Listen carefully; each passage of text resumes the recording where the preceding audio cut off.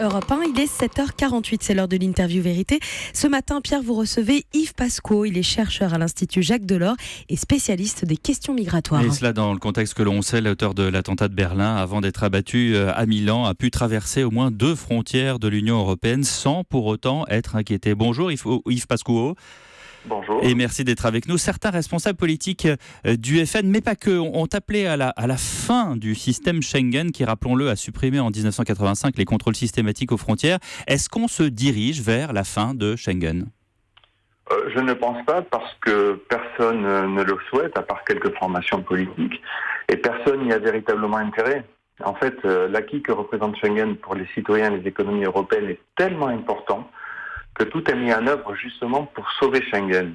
Et je pense qu'une des illustrations les plus élémentaires de ce point de vue-là, c'est la création à l'automne dernier du Corps européen des gardes-frontières, qui contribue justement à améliorer et à renforcer les contrôles aux frontières extérieures de l'Union européenne, précisément pour permettre que les contrôles aux frontières intérieures de l'espace Schengen ne soient pas effectués. Oui, mais là, en l'espèce, on a rétabli avec la menace des attentats certains contrôles, notamment aléatoires, mais avec cette hauteur des attentats de Berlin, l'Europe, pour certains, ils le disent, est une passoire.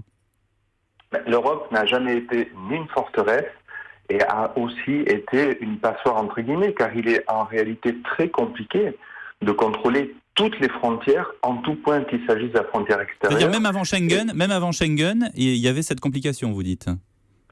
C'est-à-dire que même avant Schengen, on était dans une situation qui était totalement différente. Il faut se souvenir que Schengen est négocié et signé en 85, c'est-à-dire en pleine guerre froide. Le contexte géopolitique des années 80 et 85 est totalement différent de celui que nous connaissons aujourd'hui.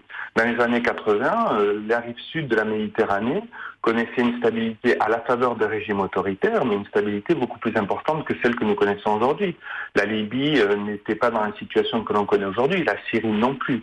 Donc dans les années 80, ce contexte géopolitique sur la rive sud et sur le flanc est de l'Union européenne n'est pas le même. La menace terroriste n'est pas la même. À l'époque de Schengen, la menace à l'ordre public relève du hooliganisme et non pas du terrorisme tel qu'on le connaît aujourd'hui. Mais il y avait quand même 2 poids 2 mesures, parce qu'il y avait les frontières côté, j'allais dire, occidentales, et puis les frontières que l'on connaissait, notamment en RDA, avec des fouilles au corps, on démontait les voitures entièrement, des fils barbelés. Enfin, il y avait vraiment 2 poids 2 mesures à une époque. C'est ce que je dis, c'est que nous étions à une époque différente.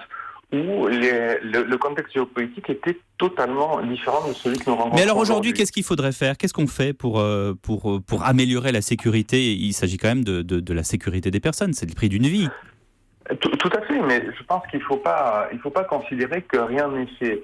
Ce n'est pas parce que l'on voit un certain nombre d'actions et d'activités criminelles se dérouler sur le territoire de l'Union européenne et dans un contexte hyper sensible, notamment pour les citoyens européens, qu'il faut considérer que rien n'est fait. Bien au contraire, on voit qu'il y a une structuration de la réponse européenne en matière de sécurité qui est relativement importante, qu'il s'agisse par exemple du renforcement du centre antiterroriste européen qui a pour but notamment de faciliter l'échange d'informations entre les services antiterroristes et d'effectuer une analyse de plus en plus précise sur le phénomène terroriste. Ces dispositifs-là sont en œuvre et commencent à fonctionner de manière de plus en plus importante. La semaine dernière, la Commission européenne a présenté 3 propositions en vue de renforcer ce qu'on appelle le système d'information de Schengen, qui est cette base de données européenne qui permet en fait d'améliorer l'échange d'informations en termes de coopération policière et judiciaire en matière pénale et de criminalité transfrontalière, mais aussi relative aux personnes qui sont autorisées ou pas à rentrer sur l'espace Schengen. En attendant, Yves Pasquot, on a quand même un jeune terroriste qui a réussi à passer plusieurs frontières européennes sans pour autant être inquiété. Et l'inquiétude est surtout au niveau des gares et des trains. Il démontre en réalité que l'on n'arrête pas les terroristes à la frontière et qu'arrêter les terroristes, c'est un travail essentiellement de renseignement. Et c'est là qu'est la grande difficulté, c'est-à-dire qu'il faut arriver à améliorer la coopération entre les autorités nationales du renseignement. Or, le renseignement est précisément un domaine dans lequel le renseignement n'est pas partagé, où le partage est difficile. Et c'est ce vers quoi il faut que nous parvenions, c'est-à-dire à renforcer la coopération des États membres de l'Union européenne en termes de renseignement. Les contrôles aux frontières intérieures vont être rétablis et le sont. dans de nombreux États membres, notamment de l'Autriche jusqu'à la Norvège, pour des raisons qui sont bien comprises, soit de terrorisme pour ce qui concerne la France, soit de mouvements migratoires secondaires dans l'ensemble des États membres de l'Union européenne. Mais ce n'est pas simplement le contrôle aux frontières intérieures qui va résoudre la question de la menace terroriste qui pèse sur les États européens, c'est bien au contraire l'amélioration de la coopération, de la coordination des services de renseignement. Travailler sur le renseignement plutôt que sur les frontières. Merci beaucoup Yves Pascouot d'avoir été avec nous, spécialiste des questions migratoires à l'Institut Jacques Delors.